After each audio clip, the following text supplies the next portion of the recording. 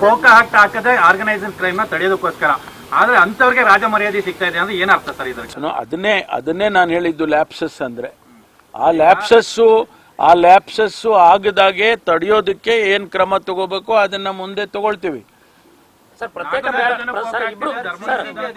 ಬಂದಂತ ಟೈಮಲ್ಲಿ ಜೈಲ ಓಪನ್ ಮಾಡೋದಕ್ಕೆ ಗೇಟ್ 1 hour ಆಗುತ್ತೆ ಅಂತ, ಇದರಲ್ಲಿ ಜೈಲಧಿಕಾರಿಗಳು ಶಾಮೀಲಾಗಿದೆ ಅಂದ್ರೆ ಗೊತ್ತಿಲ್ಲದೆ ಮಾಡ್ತಾ ಇದ್ದಾರಾ ಅಂತ? ಇಲ್ಲ, ಅದೆಲ್ಲ ಗೊತ್ತಾಗುತ್ತೆ ತನಿಖೆಯಲ್ಲಿ. ಅದನ್ನು ಕೂಡ ನಾವು ಸೇರಿಸಿದ್ದೇವೆ ಈ ಇನ್ವೆಸ್ಟಿಗೇಷನ್ ನಲ್ಲಿ. CCB ಅಧಿಕಾರಿಗಳು ಬಂದ್ರು, ಅವರು ಏನ್ ಫೈಂಡಿಂಗ್ಸ್ ಮಾಡಿದ್ದಾರೆ ಆ ವರದಿಯನ್ನು ಕೂಡ ಈ ಇನ್ವೆಸ್ಟಿಗೇಷನ್ ಅಲ್ಲಿ ಜೋಡಿಸ್ಕೊಳ್ತೇವೆ. ಅಧಿಕಾರಿಗಳು ಬಂದ್ರಲ್ಲ ಅವತ್ತು ಏನು ಸಿಕ್ಲಿಲ್ಲ ಅಂತ ಹೇಳ್ತಾ ಇದ್ರು, ಅವತ್ತು ಅದನ್ನೆಲ್ಲಾನು ಜೈಲಧಿಕಾರಿಗಳೇ ಸೆಕ್ಯೂರ್ ಮಾಡಿದ್ರ ಅದನ್ನ? ಅಲ್ಲ, ಅದನ್ನೇ ನಾನು ಹೇಳಿದ್ದು ತನಿಖೆನಲ್ಲಿ ಗೊತ್ತಾಗುತ್ತೆ ಅಂತ ಹೇಳಿದ್ದು. ಯಾಕೆ ಅಂದ್ರೆ CCB ಬರುವಾಗ ಒಂದು ವೇಳೆ ಏನಾದರೂ ಅವ್ರು ಬರ್ತಾರೆ ಅಂತ ಏನಾದರೂ ವಿಷಯ ಗೊತ್ತಿತ್ತಾ, ಲೀಕ್ ಆಗಿತ್ತಾ, ಆ ರೀತಿ ಇದ್ರೆ ಏನಾದರೂ ಮೆಟೀರಿಯಲ್ಸ್ ಅನ್ನ ಹೊರಗಡೆ ಸಾಗಿಸಿದ್ರ, ಇದೆಲ್ಲ ನೋಡ್ಬೇಕಲ್ಲ. ಅದೆಲ್ಲ ಇನ್ವೆಸ್ಟಿಗೇಷನ್ ಅಲ್ಲಿ ಟರ್ಮ್ಸ್ ಆಫ್ ರೆಫರೆನ್ಸ್ ನಲ್ಲಿ ಅದನ್ನು ಹೇಳ್ತೀವಿ. ರಾತ್ರಿ 11:30 ಗಂಟೆ ರಾತ್ರಿಗೆ ವಿಲ್ಸನ್ ಗಾರ್ಡನ್ ಆಗಾನೇ ಜೈಲು ಸಿಬ್ಬಂದಿಗಳಿಗೆ ಹೇಳ್ತಾನೆ ನಾಳೆ CCB ರೇಡ್ ಆಗುತ್ತೆ ಅನ್ನೋ ಮಾಹಿತಿ ಕೂಡ ಹೊರಗಡೆ ಬಂದಿರೋದು.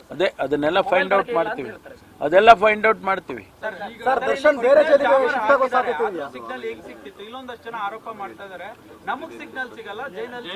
ಇಲ್ಲ, ಅದೇನಾಗಿದೆ, ಹೈ ಫ್ರೀಕ್ವೆನ್ಸಿ ಜಾಮರ್ ಅನ್ನ ಹಾಕಿದ್ರು.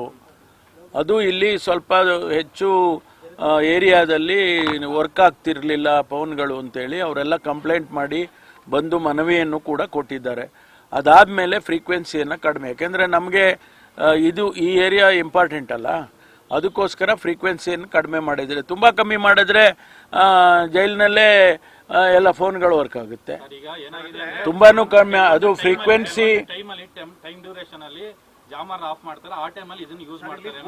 ಅದೆಲ್ಲ ನೋಡೋಣ. ಈಗ ಅದೆಲ್ಲ ಗಮನಕ್ಕೆ ಬಂದಿದೆ. ಅದ್ರ ಬಗ್ಗೆ ತನಿಖೆನಲ್ಲಿ ಏನೆಲ್ಲ ಬರುತ್ತೆ ನೋಡಿ ಆಮೇಲೆ ತೀರ್ಮಾನ. ಫೋಟೋ ಹೊರತುಪಡಿಸಿ ತಾವು ಈಗ ಭೇಟಿ ಕೊಟ್ಟಾಗ ಪ್ರಾಥಮಿಕ ಮತ್ತೊಂದು ಏನೇನು ಬಳಕೆ ಮಾಡ್ಕೊಂಡಿದ್ದಾರೆ ಸರ್ VVIP ಆಗಿ? ಯಾವುದು? ಇಲ್ಲ, ನಾನೇನು ಒಳಗಡೆ ಹೋಗಿ ಅದನ್ನೆಲ್ಲ ಹುಡ್ಕಕ್ ಹೋಗಿರ್ಲಿಲ್ಲ.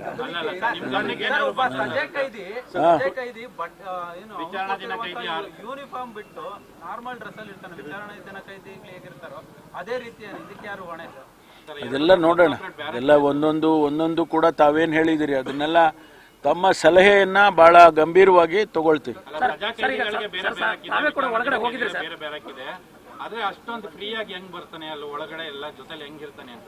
ಅದೇ ತಾನೇ ಈಗ ನಾವು ನೋಡ್ಬೇಕಾಗಿರೋದು.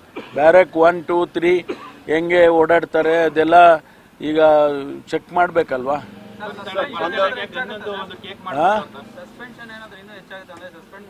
ಇಲ್ಲ, ಗೊತ್ತಿಲ್ಲ. ತನಿಖೆ ಆದ್ಮೇಲೆ ಯಾರ್ಯಾರ್ದು ಪಾತ್ರ ಇದೆ ಇದರಲ್ಲಿ ಅನ್ನೋದು ಗೊತ್ತಾದ್ಮೇಲೆ ಇನ್ನೂ ಹೆಚ್ಚು ಕ್ರಮ ತಗೊಳ್ಳೋದಕ್ಕೆ ಸಸ್ಪೆಂಡ್ ಆಗ್ಬೋದು, ನಾನು ಹೇಳಿದಾಗೆ ಡಿಸ್ಮಿಸ್ ಆಗ್ಬೋದು, ಅದೆಲ್ಲ ಕೂಡ ಸಾಧ್ಯತೆ ಇದೆ.